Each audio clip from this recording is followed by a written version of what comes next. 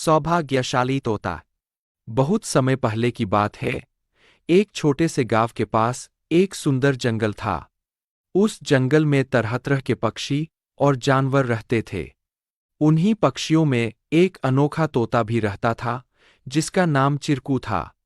चिरकू को लोग सौभाग्यशाली तोता के नाम से जानते थे, क्योंकि जहां भी वह जाता, वहां कोई न कोई चमत्कार हो जाता या किसी की किस्मत बदल जाती। गांव के लोग मानते थे कि अगर चिरकू उनके घर आ जाए तो उनके जीवन में सुख और समृद्धि आ जाती है। चिरकू हमेशा खुश रहता और अपनी मधुर आवाज में गाने गाता। लोग उसे फल और अनाज खिलाते और उसकी भलाई की कामना करते थे। चिरकू भी गांव के लोगों से बहुत प्यार करता था और जहां भी जाता, खुशियां बांटता। एक दिन गांव में एक गरीब किसान, जिसका नाम रघु था, बहुत परेशान था। उसकी फसलें बर्बाद हो गई थीं और उसके पास खाने को भी कुछ नहीं था।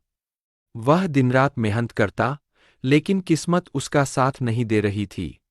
एक दिन रघु ने गांव के लोगों से चिरकू के बारे में सुना और सोचा कि शायद यह सौभाग्यशाली तोता उसकी भी मदद कर सकता है। रघु ने तय किया कि वह चिरकू से मिलकर अपनी किस्मत बदलने की विनती करेगा। अगले दिन वह जंगल की ओर चल पड़ा और चिरकू को खोजने लगा। बहुत ढूंढने के बाद उसे चिरकू एक पेड़ की डाल पर बैठे हुए मिला। रघु ने बड़े ही आदर के साथ कहा। चिरकू ने रघु की बातें ध्यान से सुनी और उसकी आंखों में दया उमड़ आई। चिरकू ने अपनी चोंच में एक छोटी सी चमकती हुई पत्ती उठाई और रघु को देते हुए कहा, यह जादुई पत्ती है। इसे अपनी जेब में रख लो और जब तुम अपने खेत में काम करने जाओ तो यह पत्ती तुम्हारी किस्मत बदल देगी।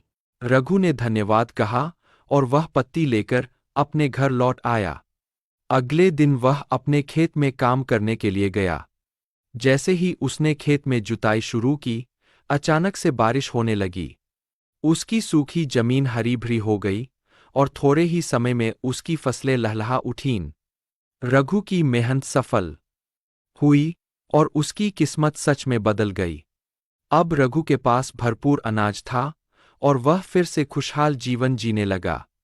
उसने गांव के लोगों को चिरकू की बुद्धिमानी और उसके द्वारा दी गई जादुई पत्ती के बारे में बताया।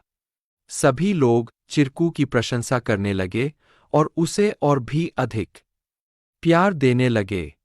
लेकिन चिरकू ने रघु को एक बात कही थी। याद रखना, यह पत्ती सिर्फ तुम्हारी मेहनत का साथ देगी। अगर तुम मेहनत करना छोड़ दोगे तो यह भी अपना जादू खो देगी। रघु ने चिरकू की बात समझ ली और कड़ी मेहनत जारी रखी। धीरे धीरे उसकी स्थिति पहले से बहुत बेहतर हो गई। वह गांव के सबसे सफल किसानों में से एक बन गया, लेकिन उसने कभी यह नहीं भूला कि उसकी सफलता में चिरकू और उसकी मेहनत का कितना बड़ा हाथ था।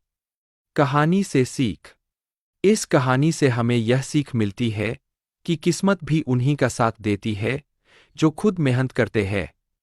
सौभाग्य और अवसर तभी काम आते हैं जब हम अपने प्रयासों से उन्हें सही दिशा देते हैं।